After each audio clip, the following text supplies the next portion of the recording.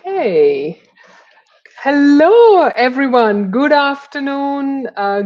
Good morning, in case you're joining us from somewhere else in the world, or good evening, whichever time zone you are. Very welcome to our LinkedIn Live. Today, we are going to talk about data-centric AI and governance. My name is Shalini Kurapati. I'm one of the co-founders of Clearbox AI, and I'm very excited to have as my guest on this live session Maddalena Zerbo. And I'm so excited that you're here, Maddalena, because you're not only an experienced professional, but your energy and enthusiasm for the topic, both for the governance and innovation, really helped me to, reach out to you to talk about these exciting topic. Before we begin, I would really like to introduce our wonderful guest, Maddalena. Maddalena is a seasoned professional in IT and data protection compliance, and she has a lot of experience in strategic privacy management, GDPR compliance, and she's worked in different institutions in national and international, in Italy, Europe, and also internationally. And what I really like about her is like she advocates for privacy by design, and she has a forward-thinking approach to compliance. And governance not necessarily means stopping innovation, quite the opposite. And that's why we are here to actually talk about why data-centric AI is so important for kind of mixing this innovation and compliance and privacy by design. And there are a lot of these jargons and terms. I don't want to confuse our audience right now. So very welcome to everybody who's joining us. Please ask us questions in the chat or leave us them comments. We'll be happy to interact with you. Firstly, very welcome, Maddalena. So excited to Thank have you. you. Thank you, Shalini. Thank you all the participants actually, and thank you for having me today. And I'm super excited because actually this topic is I can say my business as usual, but at the same time it's my passion for sure. I can say it, yeah. Okay, fantastic. This is so super good.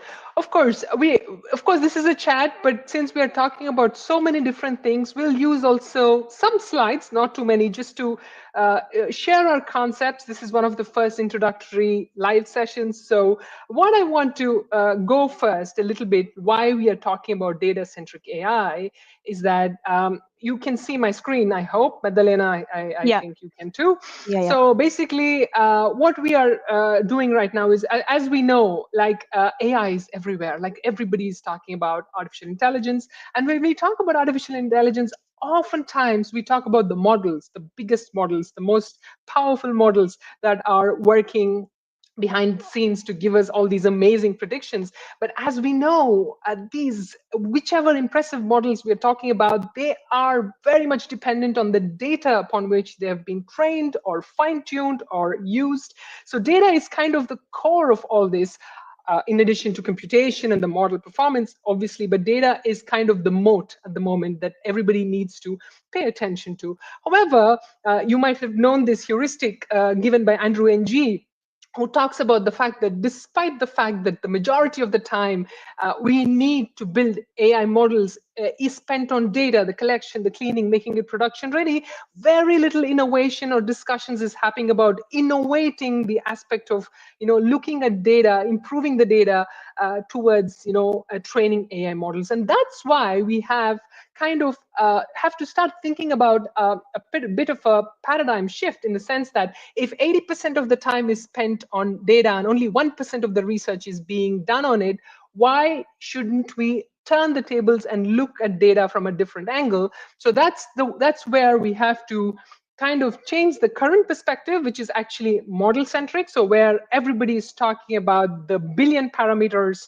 in each of the models, trying to improve the model while just taking whatever data they have without considering whether it's good, whether it's fair, or whether it's private, or whether it's complete, or whether it's respecting intellectual property.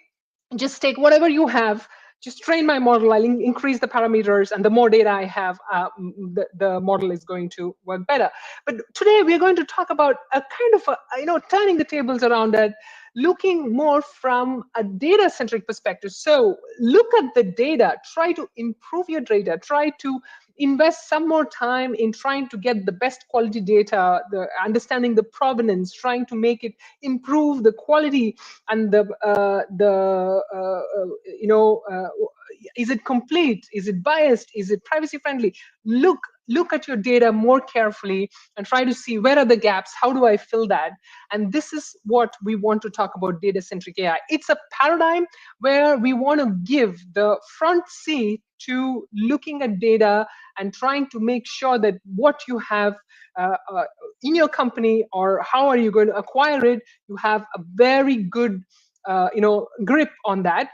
So that's why I'm also excited to talk about data centric AI. So focusing on the data from also a company perspective, from a governance perspective, why this makes sense in addition to improving the model quality. And I would really like your opinion, Madalena, about these aspects.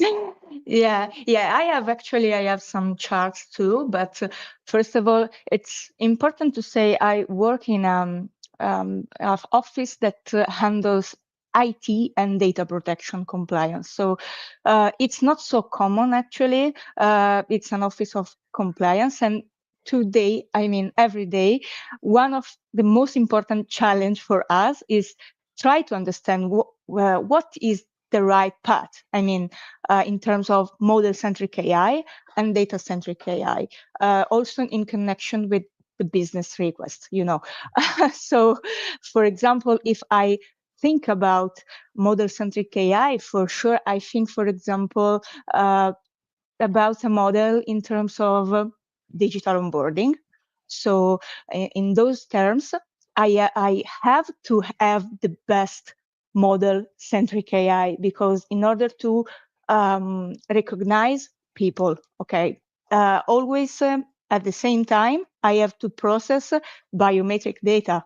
And this is super important, because actually in this term, I have to have clean data, super clean data. And also, if I think about fraud models, for example, it's so important to have clean data in order to have protected data. Okay. Also, because if we have a data-centric AI approach, I mean, we have better quality for sure. And at the same time, we have a more solid asset. Okay. So it's super important also because the data controller can be accountable. And, you know, accountability is the most important principle of GDPR, data protection, and the whole topic. So every day we try to understand this in terms of the business request. And we try to understand how to be fast as AI in terms of technology, I mean, because, well, you know, in terms of rules and regulation, it's not so fast AI. Okay, so every day we try to understand how to handle this topic. Yeah. No, absolutely. No, this is super interesting. Also to hear about the data centric AI part. You also mentioned fraud detection before. I also ask you to, if I want you to project the slides. But the fraud detection also is an excellent example. Because we worked with a bank about this topic, and one of the biggest issues for them is that when you build a model to detect fraud, the data is very imbalanced because the number of fraudulent points are very few compared to the actual number of transactions. So if you train the model, it's very good at like normal transactions, which is not fraudulent, but not very good because it only has few examples. So basically, you're not only talking about the good assets, but you're not getting the right answers that you want, Yeah, because the model is not performing. exactly. So that makes a lot of sense. If you want, I can also give you the slide control. Yeah, Would you like to sure. do that? Okay, go ahead. Yeah. But just a couple of concepts, I mean, because actually, yeah, for example, this is a chart in which less technical than yours, actually, Shalini, but No, no, no. We it's have more in different the perspectives. compliance That's way. fine. Okay, it's just to set some points and the difference between model-centric AI and data-centric AI, because we can see that with a data-centric AI approach, we can focus on quality data management and at the same time on data governance. And this is super important, and emphasis security and compliance and reduce bias and privacy risk, as you said before. So in these terms, we can have high quality and GDPR compliant AI systems.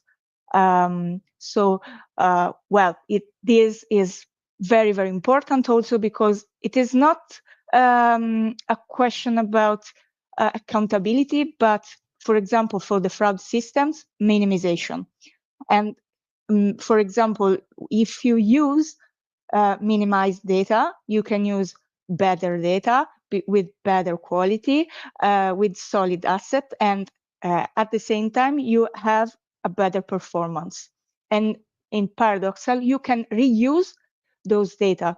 Okay, so it's that data-centric AI is super important, even if you have to think in a kind of a step back because you have to work in privacy by design. So very, very, very before that, the beginning, no? You have to project, you have to have the best project in order to turn the light when you are ready. And when you are ready, if you have clean data, you have protected data. So it's a solid system, I mean.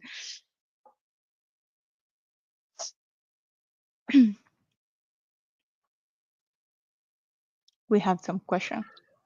No, I don't see Okay. any. Do we? No, no question. No. Okay. Okay. Are you able to move to the next slide or? Yeah. Okay, perfect. Yeah. Yeah, I just set some points about the small language models. For example, this is just a little topic actually, but just to have a quick view on small language models, because in connection with clean data, if you have also small language model, you can reduce data requirements, localize control, enhance security, and have a better monitoring on data. No, simple architecture allows more effective privacy breach detection, because when we think about data protection, we think about data breach, retention, how can I transfer my data, but actually you have to think about the first step. So you have to protect data, and you have always, again, clean data. And if you have small language model at the same time, you can control, you can take the I control. actually, Madalena, I have a point even before you move on to the next one about the small language portal, because you raise a very important point here. Because small language models are not only good for data protection but also good for innovation. Because not every company might have the assets or the computational power to run the massive models that are required to produce these results. So moving towards a data-centric approach, as you rightfully pointed, can help even small language models to perform better for certain specific aspects. And that's so powerful, right? Like also from Yeah, both yeah, an yeah, yeah. innovation and governance perspective. Yeah, absolutely. You make a very good Exactly. point.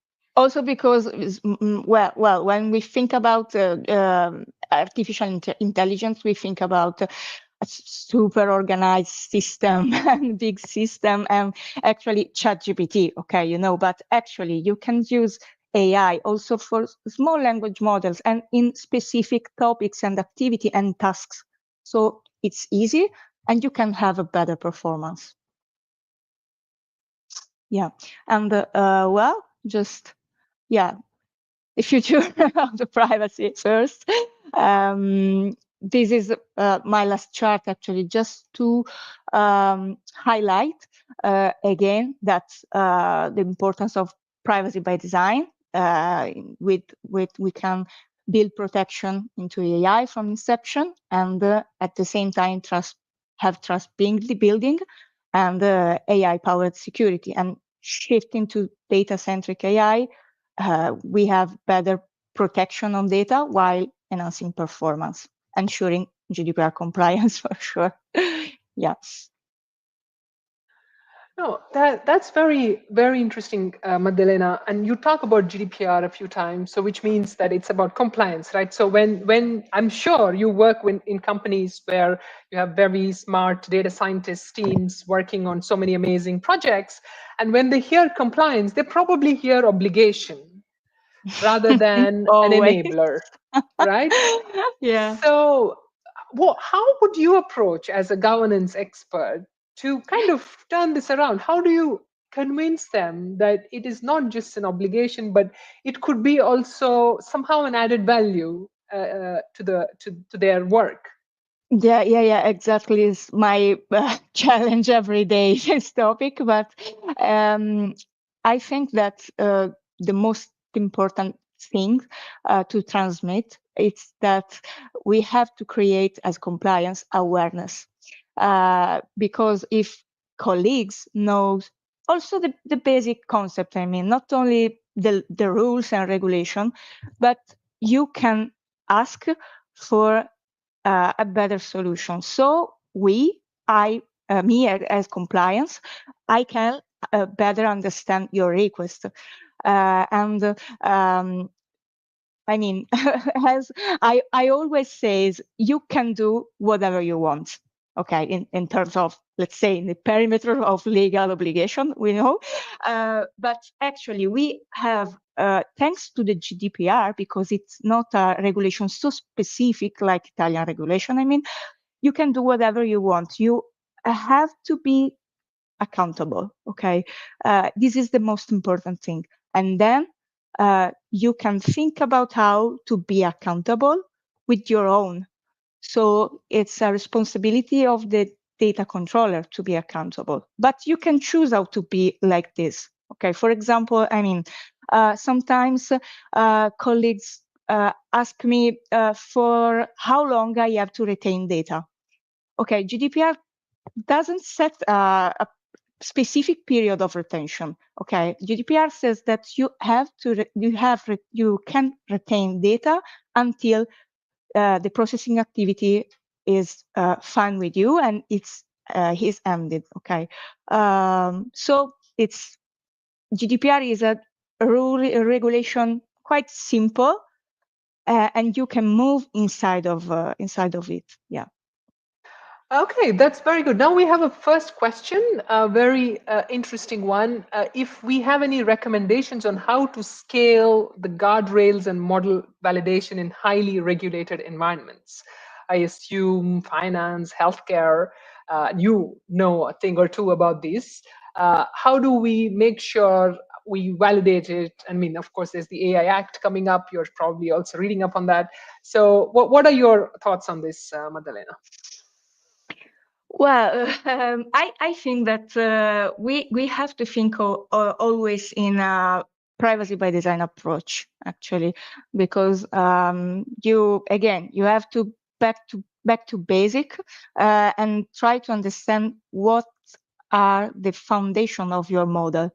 So if you start from that point, you can be sure to have a solid model. Yeah. At well, it's important to understand what is your requirements, also in terms of technological terms, I think.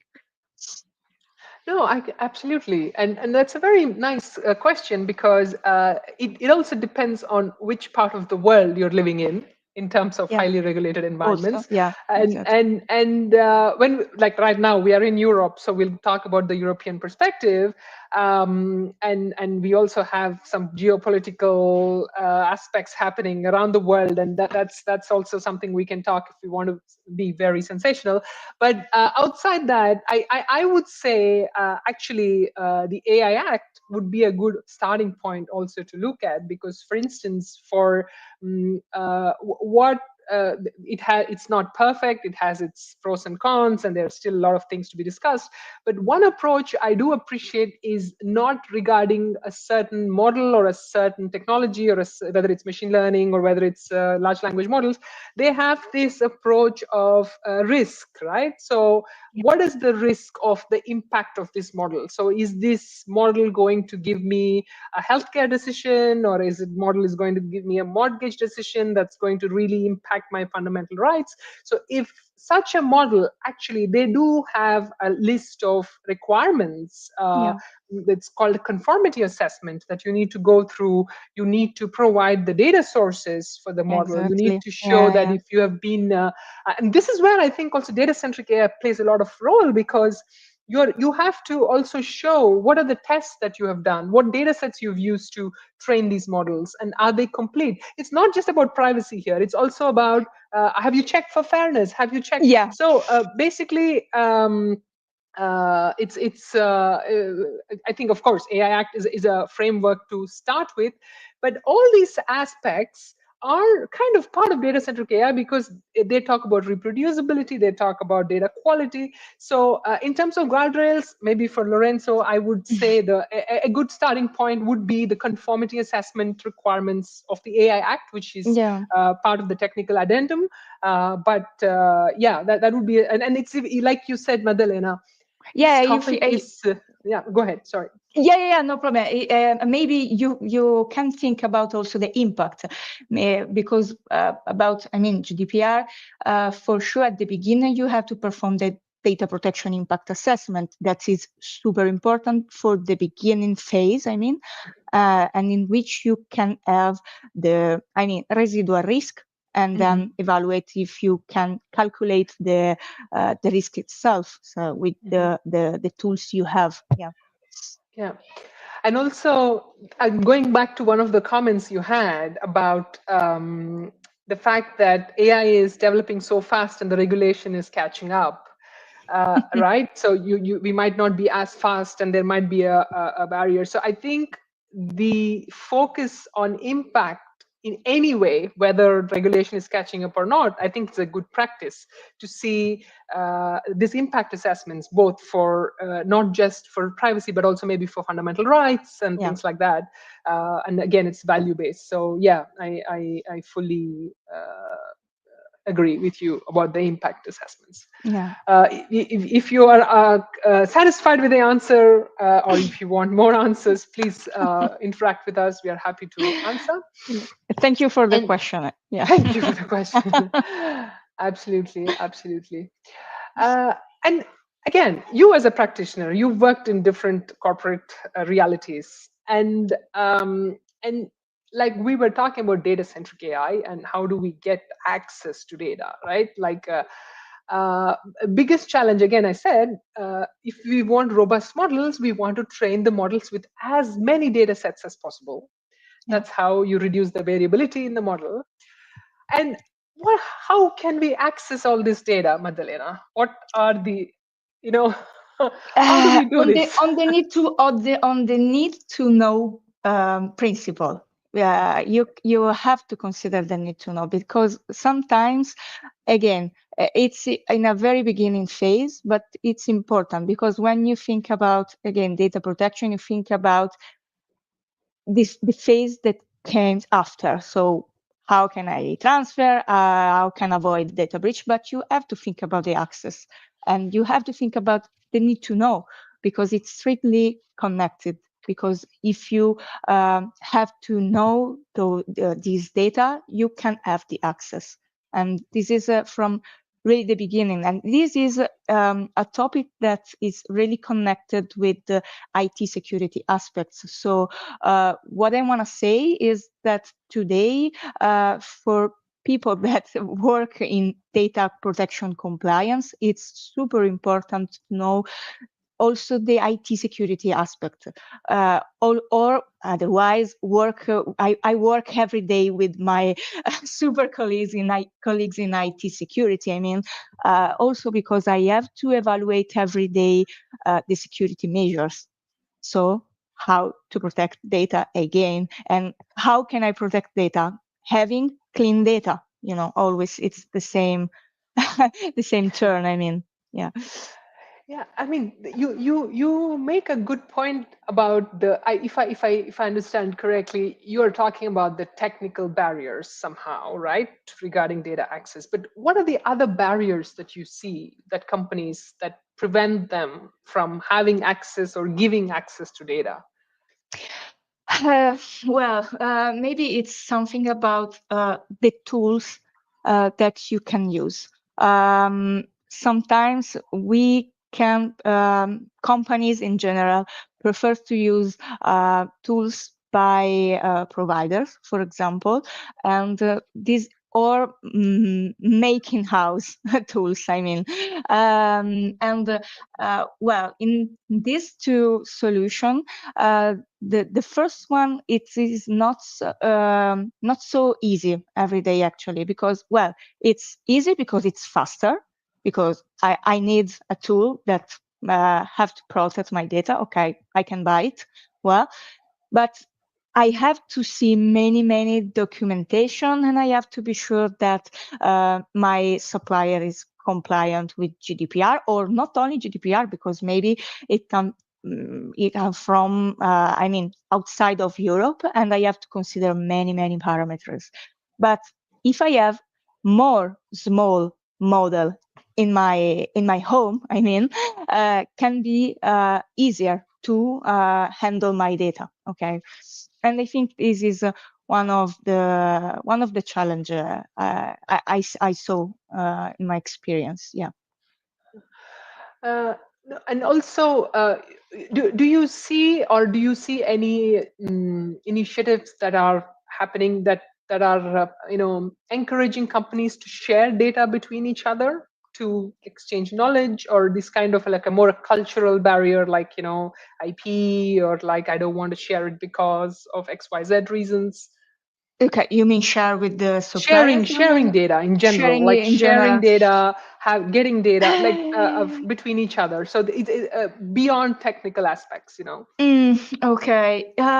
Well, one one of the solution can be to use kind of data that maybe can be or pseudonymized. Okay, I mean, Hmm. or like synthetic data, for example, because actually, when I train a model, sometimes I saw that I used production data. It's Oh, okay. so risky. So, okay, Yeah, yeah. it's not the best solution. Not Okay. in my experience. I mean, not in company in general, Hmm. and it is not the best solution also because you can have a privacy risk for sure. Uh-huh. Okay, Uh-huh. you have to think more about the security measure that the data itself.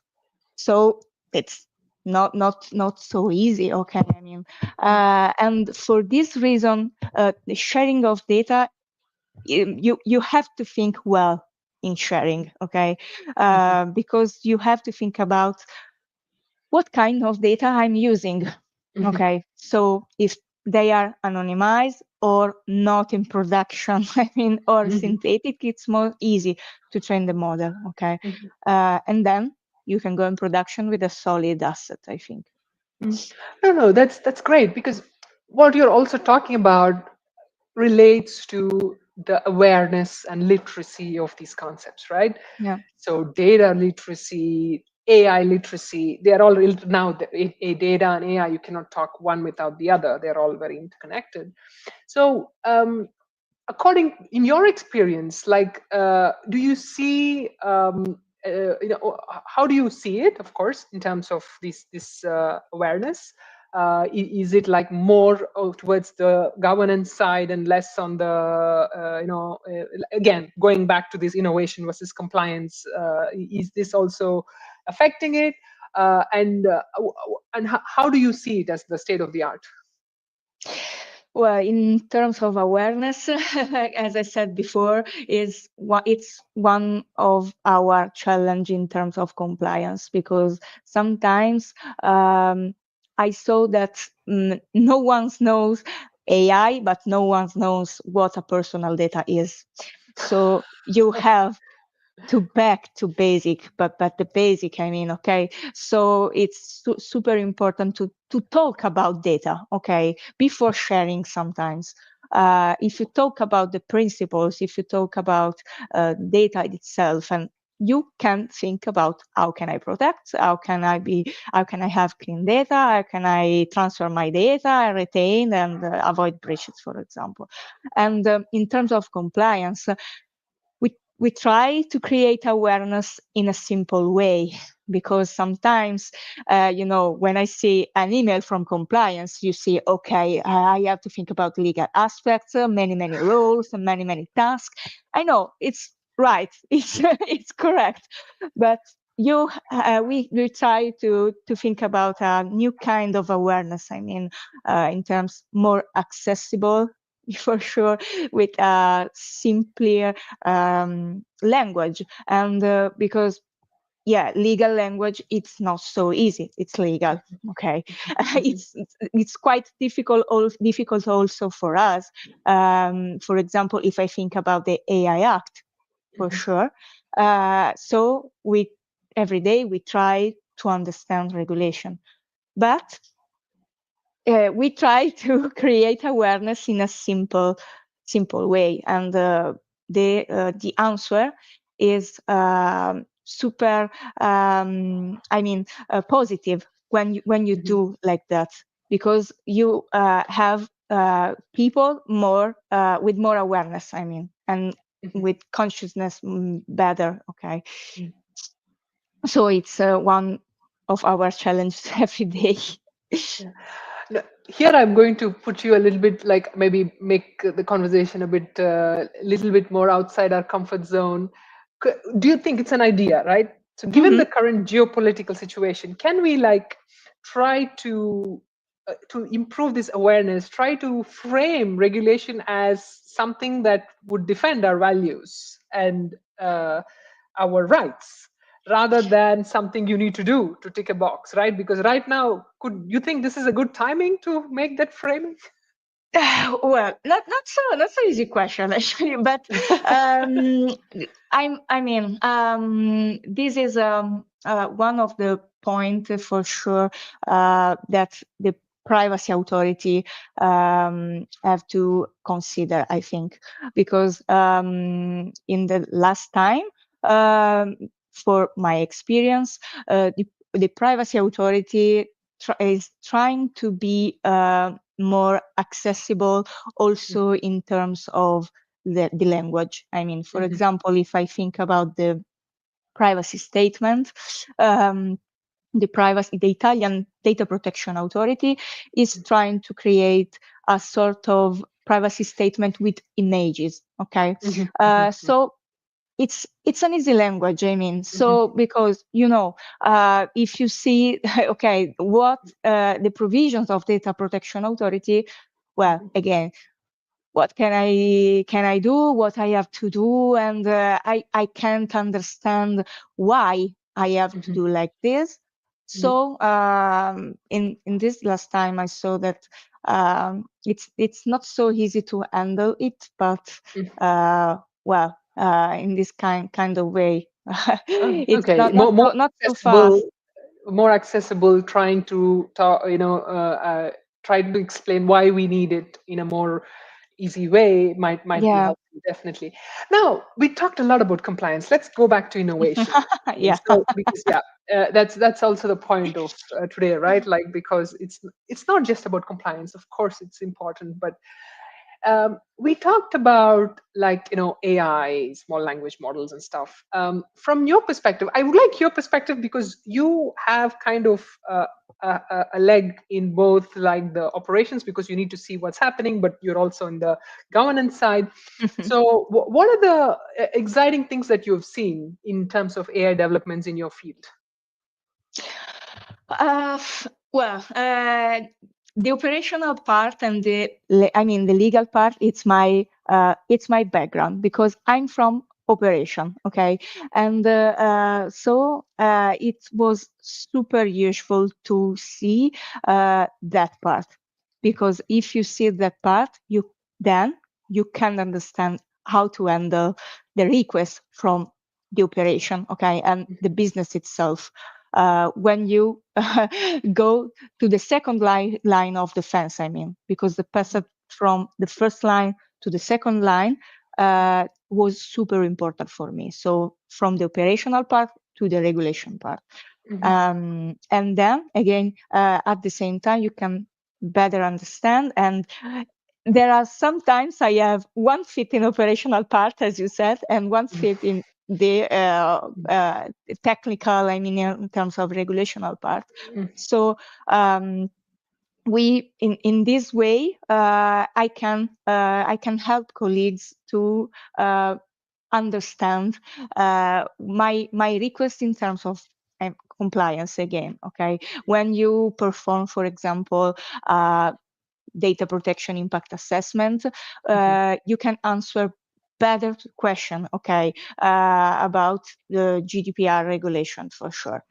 Mhm. But I have to see an operational vision too, because I Mhm. have to know my new asset, new product, or new service, also Mhm. in a operational terms, I mean. So it's super important to have both scenarios in front of you. Yeah. Mhm. No, because GDPR is also about like weighing the risks and benefits, right? So, which are the use cases, AI use cases? Maybe you're getting a lot of requests about, help from that, from your colleagues or in your field, not just in your company.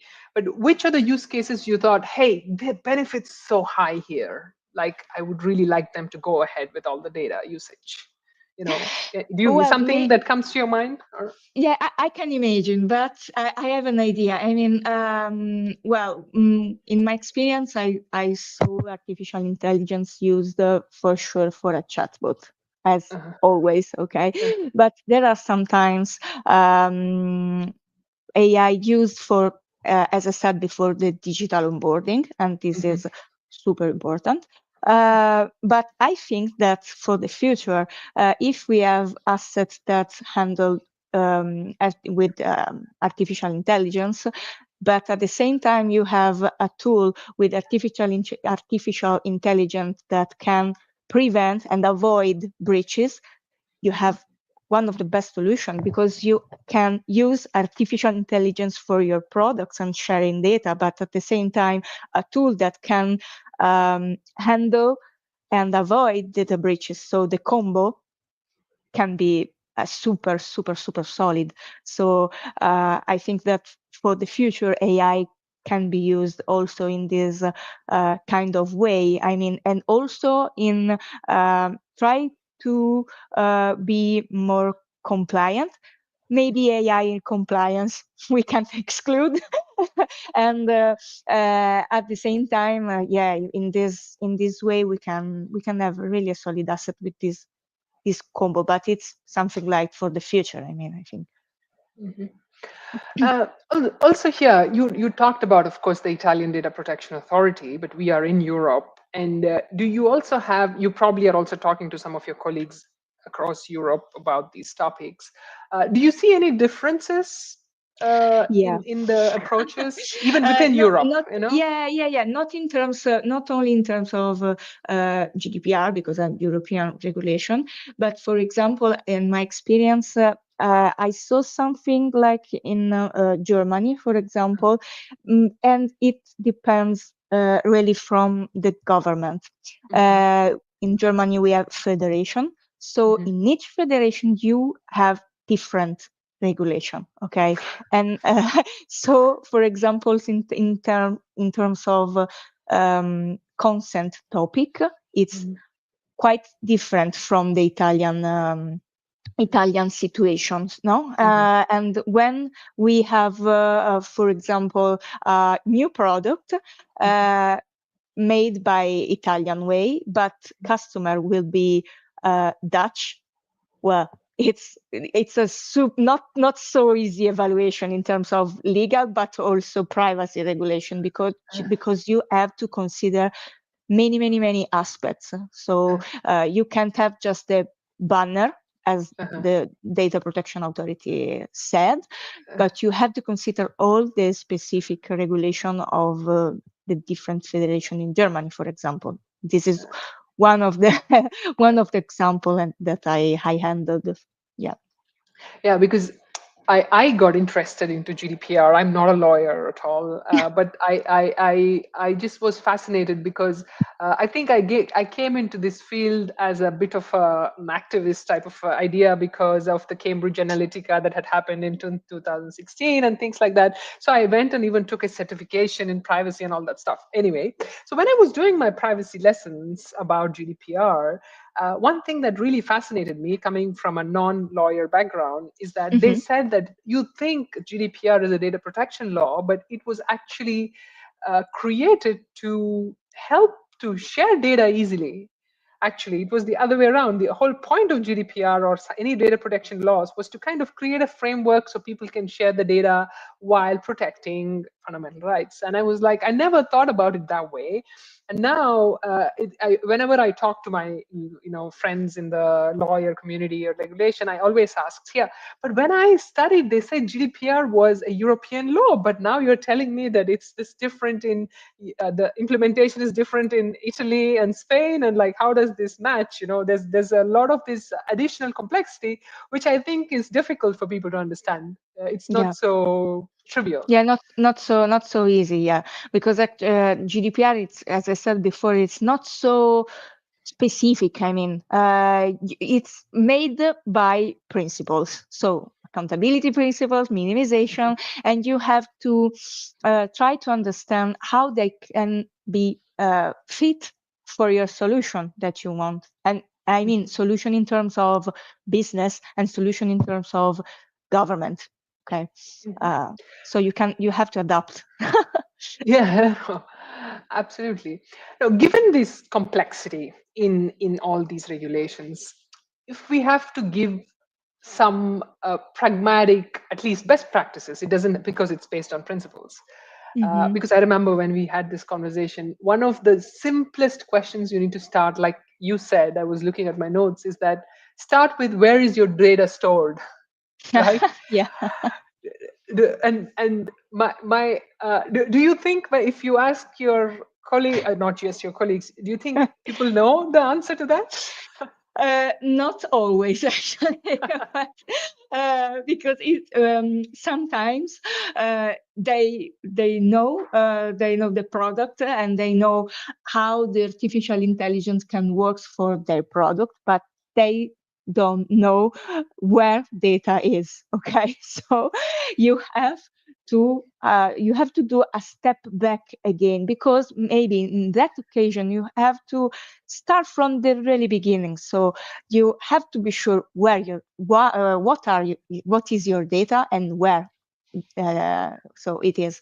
So it is a super important topic, because if you have a solid fundamental, you can have whatever you want. Okay, but you Yeah. have to be sure that you know what data you are handling, and where they where are Your your data data. Yeah, they're for stored. sure. And you also work with security, and have you seen an improvement, like let's say in where data needs to be stored? Do you have any best practices? Do you think cloud has really improved a lot in the security and you can trust it, or you still say that no, you need to have a backup somewhere in Sicily if you're in Milan? I don't know.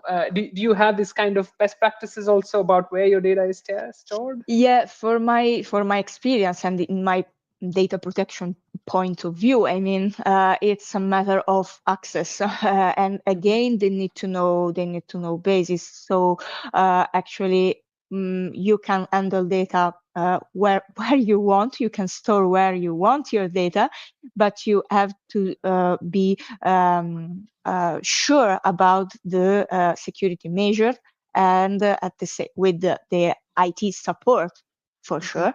But at the same time, you have to be sure about the access, because you can store where you want, but you have to be sure that the person that can access to that data respects the principle of the need to know. Yeah. Mhm.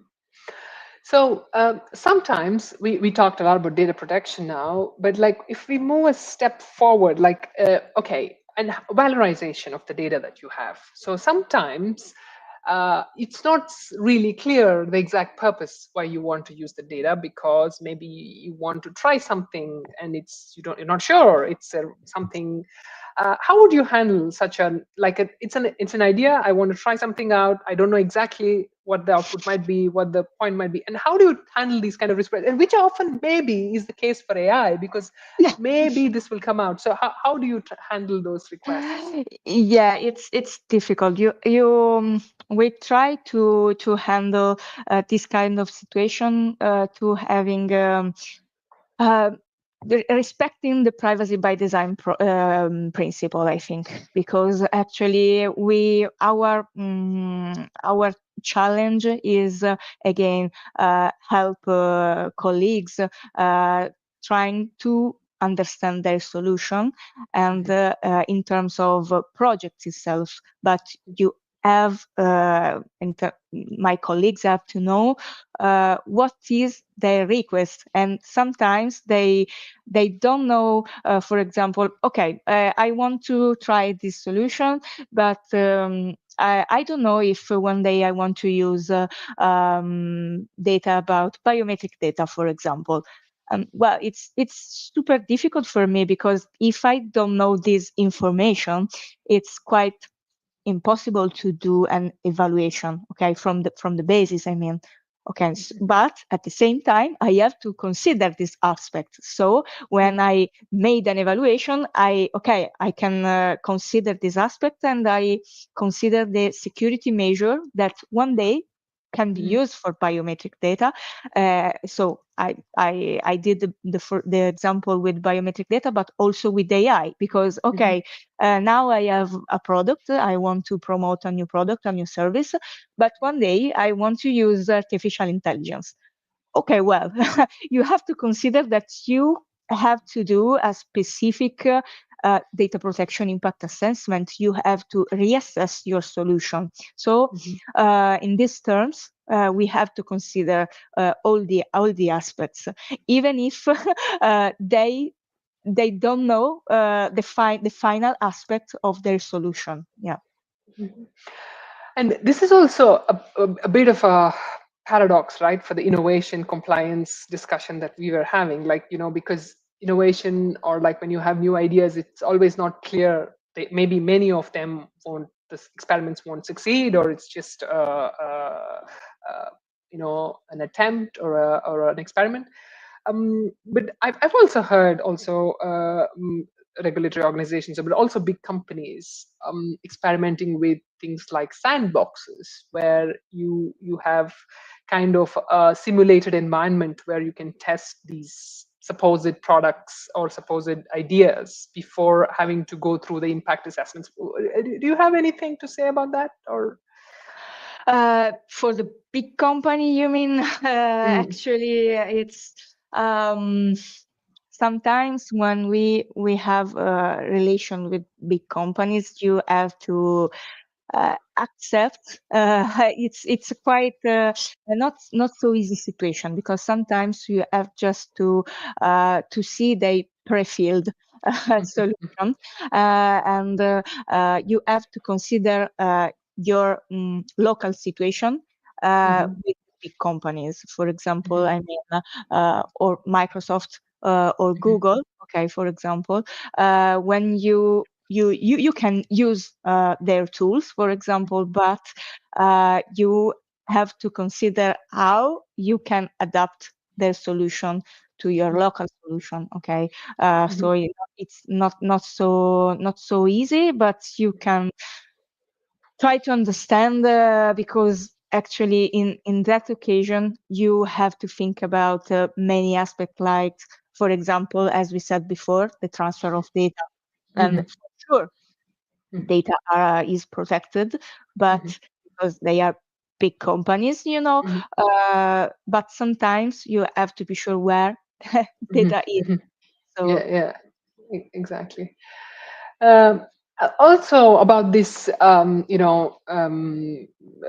talking about like the compliance and the future of data, and right now we see that like many companies are experimenting with AI models, with using their data for, and I was reading some statistics this morning from the Osservatorio di Politecnico di Milano, which is mhm, actually an analytics organization, and they said that 60% of big Italian companies bought a license for either ChatGPT or Copilot.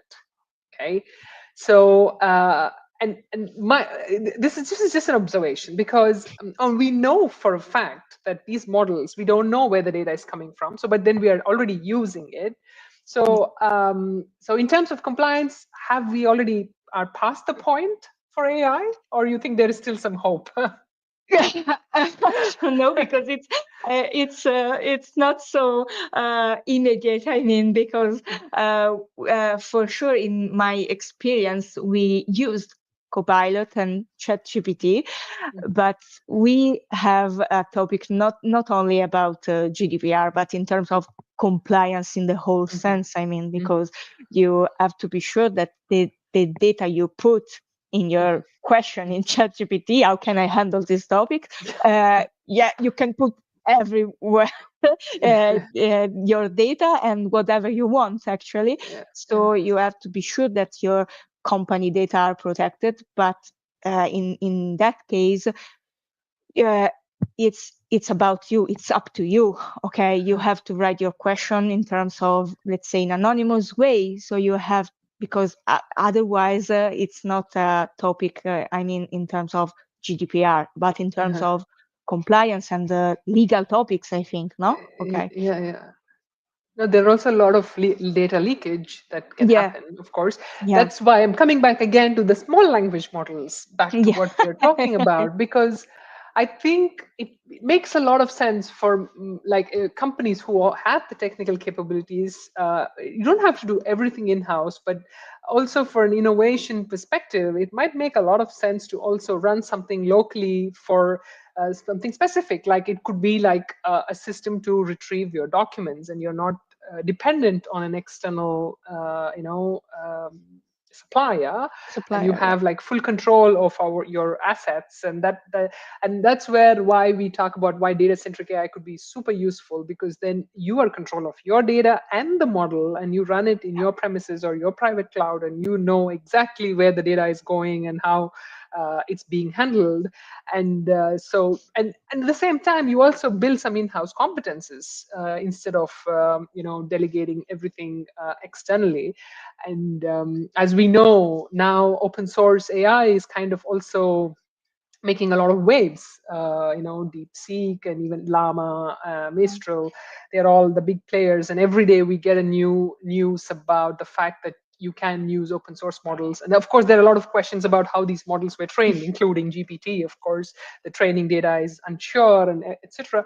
However, there is an opportunity there for everybody to actually also take control, like you said, because if when you start like using models like if they can be poisoned, they can be when you don't really have control over these aspects. So yeah, it's definitely something that we should be considering. Yeah, yeah, for sure. Also because you have just because you have a better control of your data in that kind of way. So it's easier and it's more you can have a better performance at the same time. Yeah.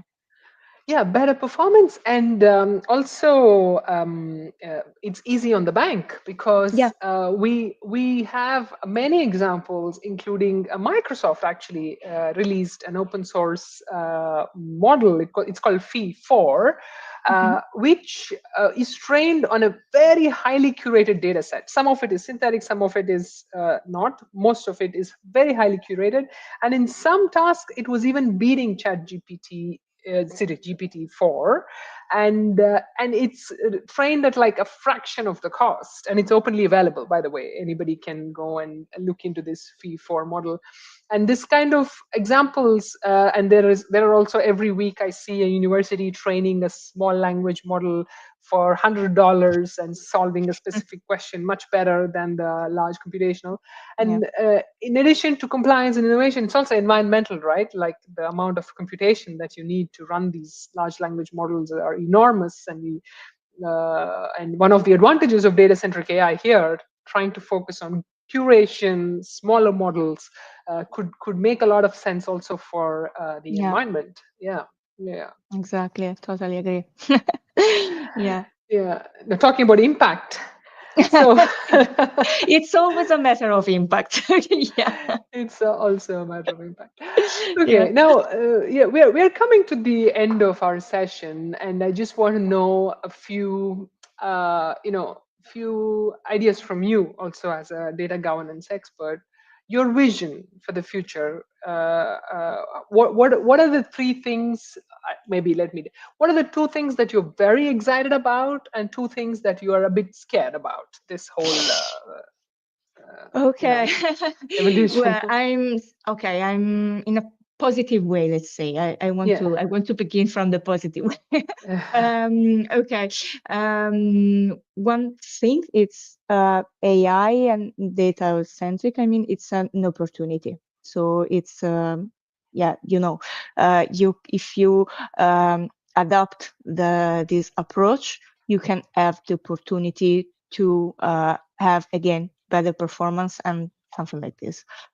Um, the second one, you can study better AI. Okay, if you have better tools in terms of data quality, you can study different solution. Okay, for your future, for the future. Okay. Um, Scared?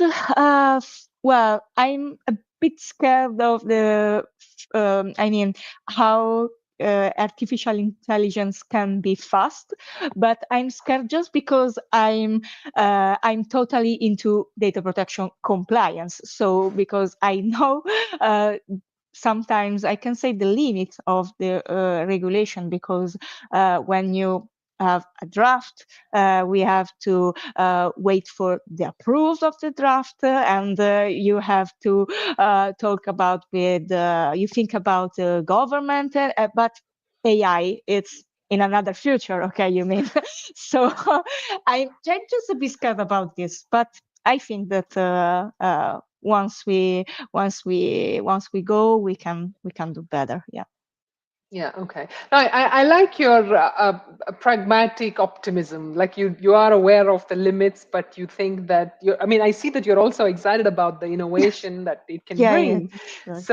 So I think it's great, and I really wish I think we should also have more dialogues, not just among each other. Like what I notice is like when we go to a data privacy conference, it's like the type of individuals are like maybe more on the governance and regulation, and if you go to like a data science conference, it's just the data scientists. And I think we definitely need to have more conversations, more mix of these two, because in the end we both want the model to work very well, perform well, not have data leakage, not create privacy problems, not just for compliance, but also for the performance and reputation. Yeah. Like if you're a company, and if it's people don't you know uh, think twice about cybersecurity, right? Like they say, oh yeah, of course it's important. I think Yeah, it's the same level, no? Like even exactly. and it's like you want But it's when about. you say, yeah, exactly, that's the point. I totally agree about this, because if you say cybersecurity, you can hear, oh wow, yeah, super important. Okay, fine. But when you say data protection, GDPR, you think about, oh, okay, regulation, yeah, you know, what kind of problem. Yeah, yeah, exactly. So I think this is the point. I think we should also focus on how do we build good quality AI, which is secure. Yeah, For it's secure and it works well, it costs less, and it gives the right results. And that's the whole, like the philosophy also of the data centric AI part of things, that we yeah, make it responsible by design. It's not just privacy by design, but it's actually exactly. uh, responsibility or accountability by Accountability, yes, design. for sure. Yeah, yeah, Exactly. absolutely, Totally agree. absolutely. Yeah, indeed. So yeah, we are coming to the end of the session, and obviously, thanks everybody for joining us. And I'm sure if you have other questions, if you feel shy to ask now, please put in your comments, and we're happy to. And this is really a nice conversation to talk about, topics that we often think don't match, but they actually are. It's so important to be talking about both innovation and compliance, and how do we do it by design, responsible AI. And we talked about so many things. We talked about anonymized data, small language models, synthetic data, and Yeah. innovation and compliance, and things for the future, and how to be keep up with all this. So yeah, it was a pleasure to have you Yeah. here, Thank you Madalena. again. Thank you again, Shalini. It was super, super, super interesting. And we can talk about 4 hours actually with Yes, about these topics, absolutely. but I don't we want to we annoy anyone. no, I think we could even have a series on these topics, and I'm sure Yeah. we will find topics to talk about, Madalena. So I think yeah, thanks again, and I Thank hope you. we'll have other opportunities to engage, and everybody else also for joining on your evening. And wish you all a fantastic evening, and or morning, or wherever you're joining us from. And yeah, catch you on our channels, and yeah, write to us on LinkedIn. Happy to talk. Yeah. Bye. Thank you. Bye Bye bye.